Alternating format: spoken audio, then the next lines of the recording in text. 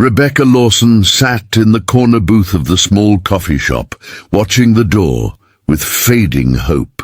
At 36, she'd begun to believe that maybe marriage and family just weren't meant for her. She'd built a solid career as a marketing consultant, traveled to 12 countries, and owned a beautiful apartment overlooking the city skyline. On paper, her life looked perfect, but inside it felt hollow. Her friends had long stopped trying to set her up after too many awkward first dates, but her colleague Jason had convinced her to give it one last try. "He's a good man," Jason had said. "Widower. Runs his own design firm. Lost his wife 2 years ago. He's finally ready to open up again." So Rebecca agreed. She arrived 15 minutes early, wearing her favorite soft grey cardigan, and ordered a latte. She was now stirring absent-mindedly as it grew cold. 30 minutes past the meeting time, she sighed and accepted the inevitable truth. She'd been stood up again. She was just unlocking her phone to send Jason a sarcastic thank you text when the café door burst open.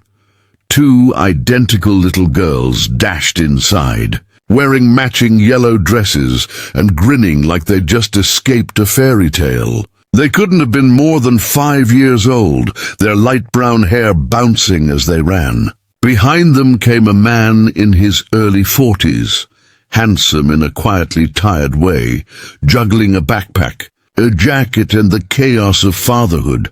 "Leela, Emma, slow down, please," he called, sounding equal parts exhausted and amused. The girls, of course, ignored him completely and made a beeline straight toward Rebecca's table. They stopped right in front of her, looking up with wide, curious eyes. "Are you our new mommy?" one of them asked earnestly. Rebecca blinked. "I'm sorry, what?" "Daddy said he was meeting a nice lady today," the other one explained confidently. "We've been waiting for a new mommy. Are you here?" The man caught up to them, his face flushed with embarrassment. "Girls, no, we talked about this. I said I was meeting someone for coffee, not that she was going to be your new mother." He turned to Rebecca with an apologetic smile. "I'm so sorry. I'm looking for someone named Rebecca. My babysitter cancelled last minute, and I had to bring them with me." Rebecca smiled faintly. "I'm Rebecca." His expression shifted from mortification to relief.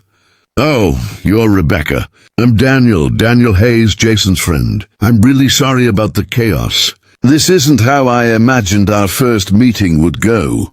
One of the twins tugged on Rebecca's sleeve.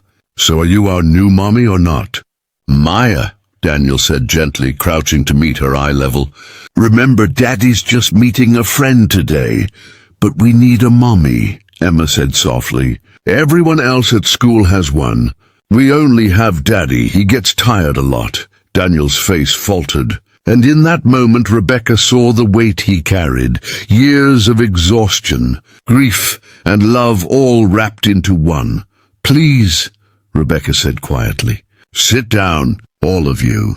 I've been here half an hour already. I could use the company." Daniel looked surprised. "Are you sure this is not your typical first date? I'm starting to think nothing about life goes the way it's supposed to," Rebecca said with a small laugh. She looked at the twins.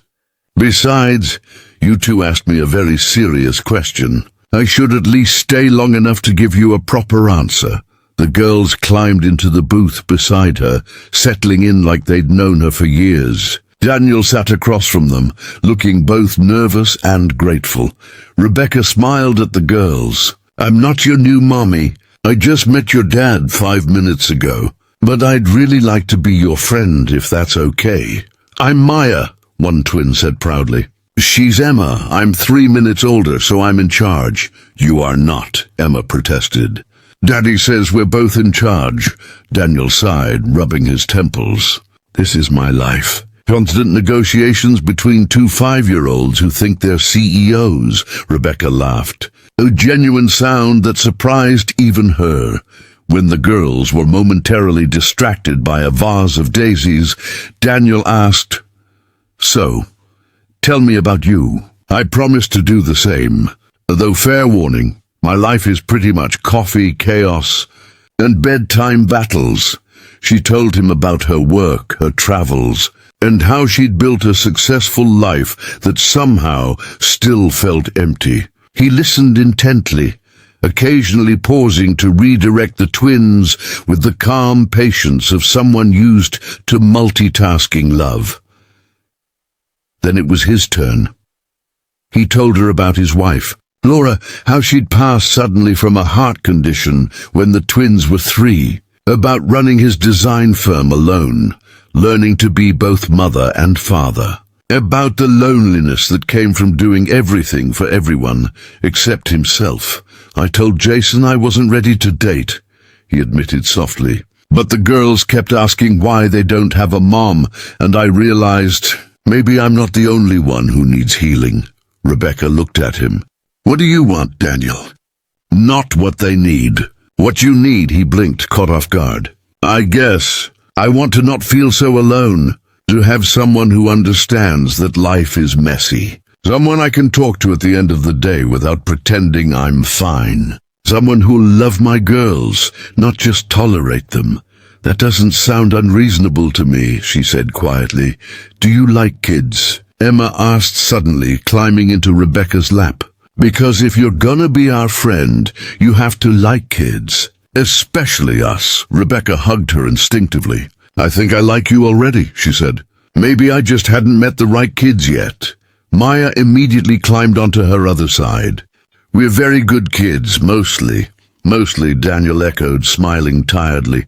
I should warn you, spending time with us looks like this. No personal space. Lots of noise. Endless mess. It's not glamorous. I've done glamorous, Rebecca said softly.